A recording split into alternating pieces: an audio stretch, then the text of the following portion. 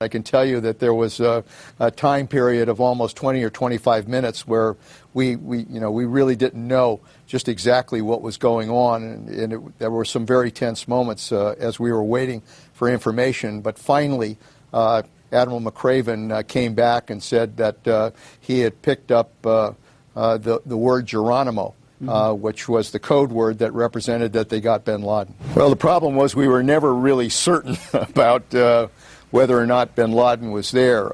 We had gathered an awful lot of intelligence, and obviously when we found this compound, because of the unique features of the compound, and then began to really take a look at it and continue surveillance over that compound, we were able to look at where the families were located, the fact that the families resembled the family of bin Laden.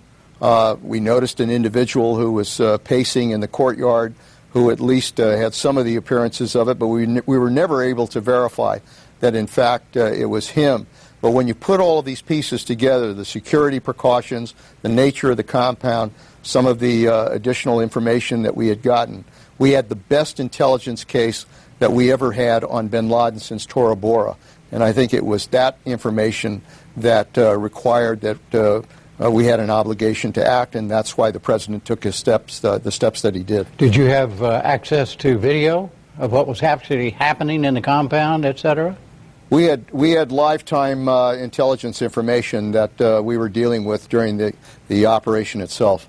Did you actually see Osama bin Laden get shot? No, not at all. We had some observation of the approach there, but we did not have direct flow of information as to the actual conduct of the operation itself as they were going through the compound. Did the President see the shots fired at Osama bin Laden? No, not at all.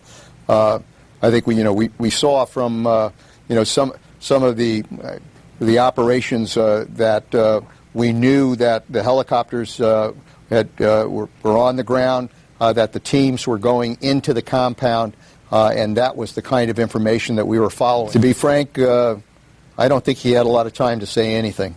It was a firefight going up that compound, and by the time they got to the third floor and found bin Laden, I think this was all split-second action on the part of the SEALs.